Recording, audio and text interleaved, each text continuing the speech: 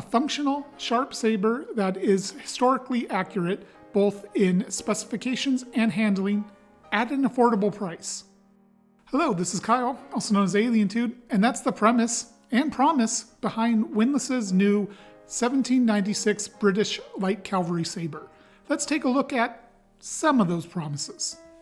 So a little bit of introduction here first. This sword sells for about $370 new from Museum Replicas Limited, and I did not buy it. It was sent to me by an anonymous person. I don't know who sent it to me. If you think me receiving it in such a manner makes me biased, at least you know ahead of time.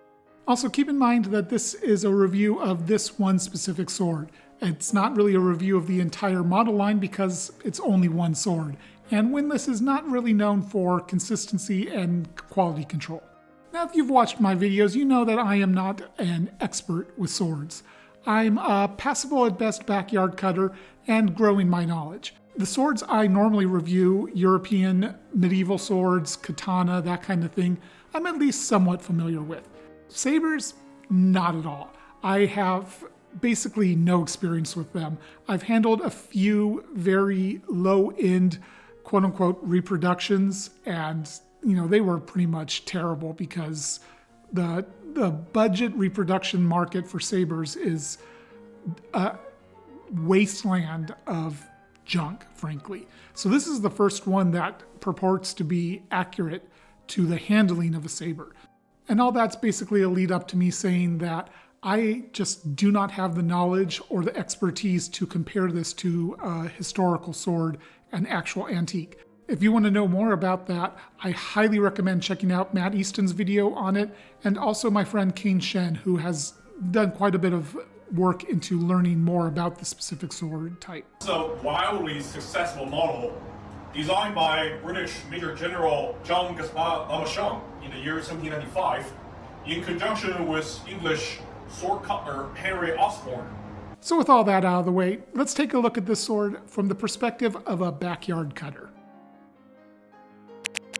So this sword does come with a steel scabbard, which is representative of the type of scabbards these sabers used.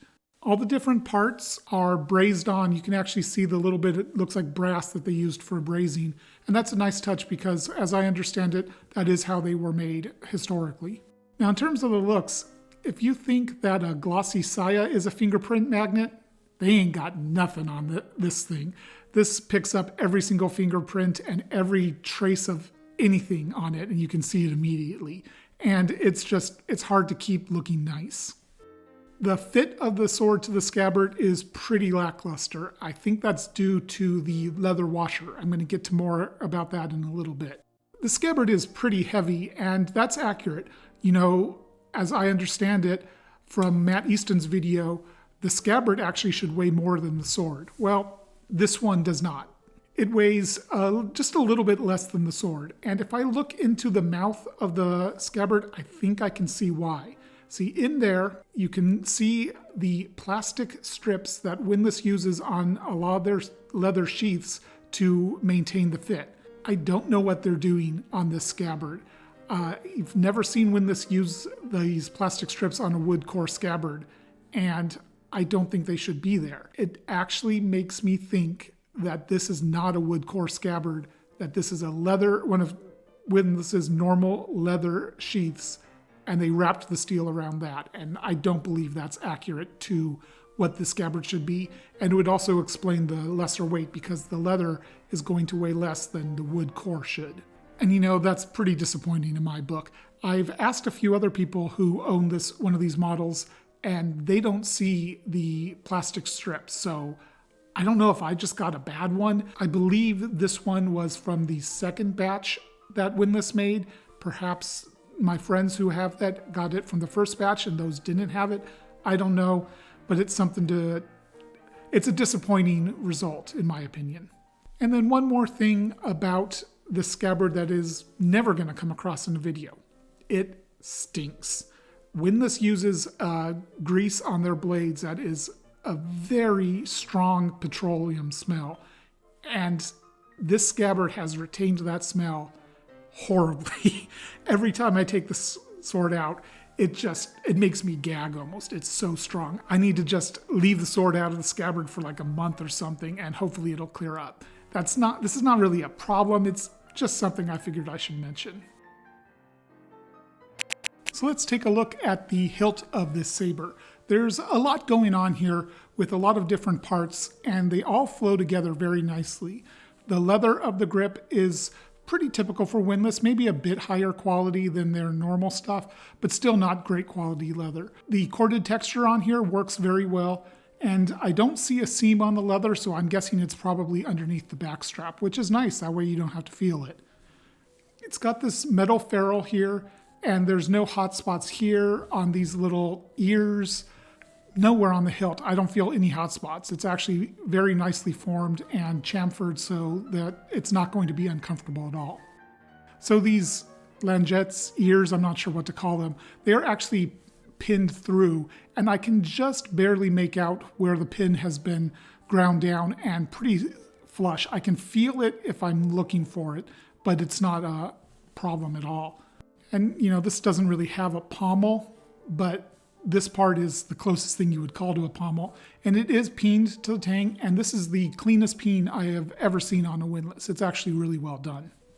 The P guard is nicely formed, again chamfered very well. There's no hot spots here. There's a little cutout here. I'm guessing it's for a sword knot, but I don't really know. These little langettes that stick out from the guard, I'm not sure what the actual purpose is. I'm just an amateur at this, but I find it to be very useful to rest my thumb on when I'm cutting with it. Now, as for the gap in the guard, can't really see it because of the leather washer. So let's talk about this washer. It came separate from the sword in a little plastic baggie, and I needed to put it on. Now, it doesn't really fit the blade, so as you're putting it on, you have to use the sword's edge to cut it and slide it down. The problem is it's still too big. It actually bunches up right near the end and doesn't go all the way down. I would need to basically take it off and shave some pieces off the sides to make it fit properly. But frankly, this leather is cheap. It doesn't feel good. I think it's actually going to end up causing rust there. So when you combine that with the fact that because of where the leather is, it doesn't really sit in this scabbard correctly, I think I'm just going to take this off. In fact, I'm going to try doing that right now.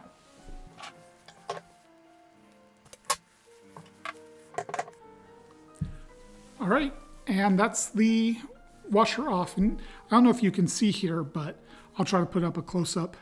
It gets pretty close to the edge where I had to cut it to make it fit.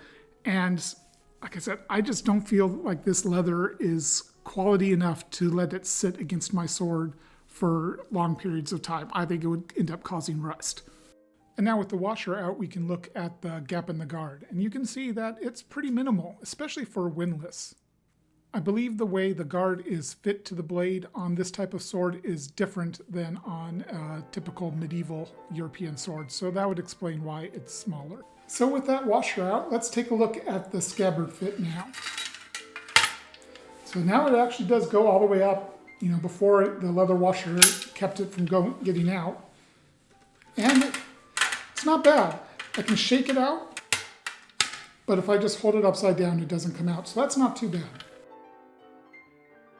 And now it's time to talk about the business end, the blade. As always, here's my measurements. So as you can see, this starts very thick at 8.8 millimeters and then very quickly tapers 3.5 millimeters in the first 6 inches, and then slowing down after that and eventually ending just above 2 millimeters. That's around 75% distal taper. That's a lot. So the sword is balanced right around 7 inches out from the guard. This is generally a pretty broad blade, and you may not notice it just by looking, but there's a slight hourglass shape to it. It starts broad, actually narrows a little bit into the middle, and then flares back out. It's not a lot, but it is there.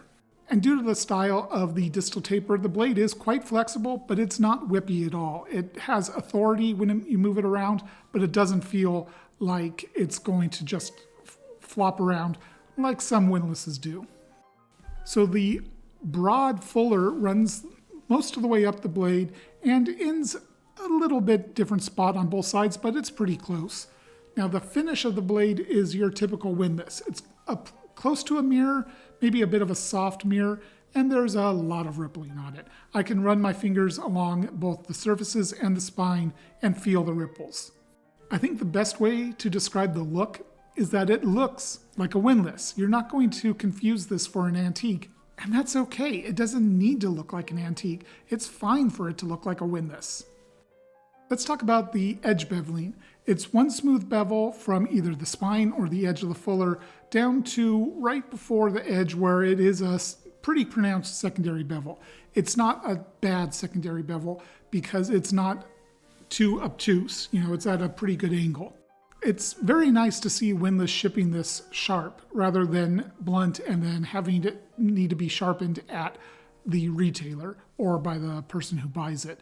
This seems to be a trend with Windlass, as I've talked to Hal Siegel of Therian Arms, and he's mentioned that multiple models from Windlass have started coming sharpened from them rather than blunt and then needing to be sharpened elsewhere.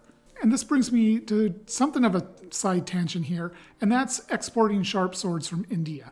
There seems to be some misconceptions here. A lot of people will tell you that it is illegal to export sharps from India, and that's just not true. It's perfectly legal.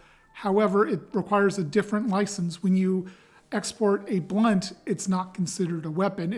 I think it's something like a museum replica or decorative piece, something like that, and that's the license required to export it. When you're exporting a sharp, you're exporting a weapon, and India requires a different, more expensive, and probably harder to get license. Now you should know that this is pretty much just information I've gathered from keeping my eyes open, reading what people say, and all secondhand, third-hand information. But to me, it sounds right. I'm pretty confident that this is the case. Bringing it back to this sword, the edge beveling into all is a little worse than the Royal Armory's collection swords that Windlass has done recently, but it's not bad. I would personally love to see it have just one single bevel, but I don't think that's very likely to happen. Now, one thing that you can say in Windlass's defense is, from what I understand, and keep in mind I am not a historian, but from what I understand, a lot of sabers, when they were being mass-produced, were mass-produced as blunts, sold to people as blunts, and then it was up to the servicemen to sharpen it. So that's where we get the term service sharpened. So it's entirely possible that a secondary bevel on this sword is accurate. Let's take a look at cutting some paper.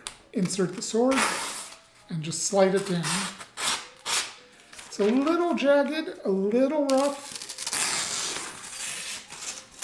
but it's not terrible. It's sharp enough to cut paper, but it's a little bit less refined than it could be, especially as it gets down past the sweet spot into more of the strong of the blade. It's a little bit duller. I realized after all my video recording that I didn't even mention that the false edge is sharpened as well. And while it's not quite as sharp as the true edge, it still can cut paper, so that's pretty effective.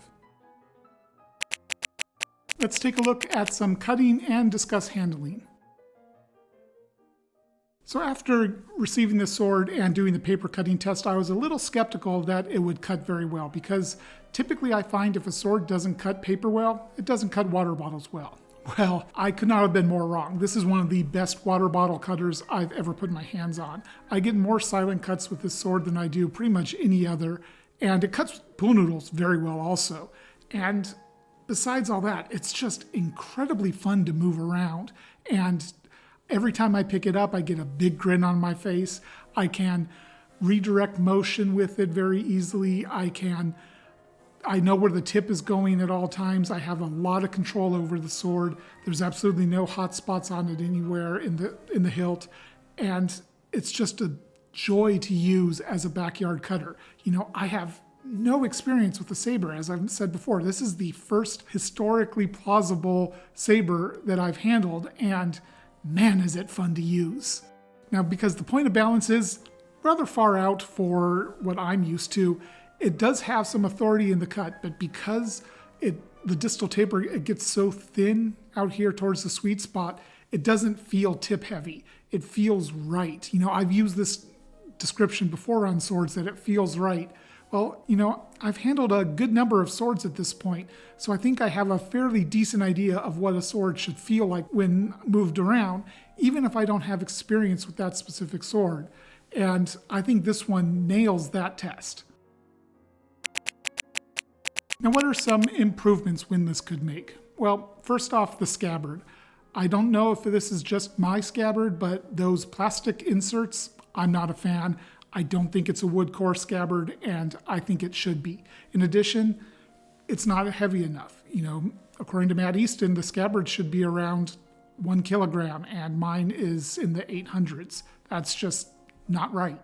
Secondly, the leather washer. This is cheap leather, and I really wish it was a higher quality so that I could leave it on the sword and not feel like it was going to rust the hell out of it. Lastly, the edge. I would love to see one single bevel rather than the secondary bevel here. Now, that's not to say it needs it. It's very effective, but hey, if we're talking improvements, that would improve the sword. Let's talk bottom line. This sword sells new for roughly $370 US. Is it worth that price? Well, I didn't buy it, but I would have been happy to pay that price for this sword. I love using it. It's an excellent backyard cutter, and it's a lot of fun to move around. About the only other potentially historically accurate saber in this general price range is probably the LK Chen 1860. This is just going based off of LK Chen's reputation. I would guess that theirs is quite accurate. However, when you include shipping from China, theirs is almost $100 more than this sword. So all in all, this is another exciting development in the Windlass's catalog. With the Royal Armories collection they released recently, and now this saber, they've really taken a step up on some of their collaboration projects. And I really hope that they will take the lessons they've learned from these and apply them to the rest of their catalog. Windlass has a whole lot of different models available, but most of them are not particularly historically accurate. And these new models are. Now, I think most of that is because they had either an original to study, such as this one, or they worked very closely with Matt Easton and the Royal Armories to make sure that their swords met the correct specs. It would be great to see them implement things such as the correct thickness of swords, sharpening properly, just better hilt, fit and finish, that kind of thing, in their entire catalog. Personally, I'm not convinced it's going to happen because Windlass doesn't really seem to place a big importance on improving their other models, but you never know. Still, even if this is not the new normal for Windlass, this specific sword is a big winner. And that's going to wrap up this review. Thank you for watching, and if you haven't yet, please consider subscribing for more sword reviews. I have over 60 of them on the channel, and YouTube will recommend one for you right up here. Until next time, Alien Toot out.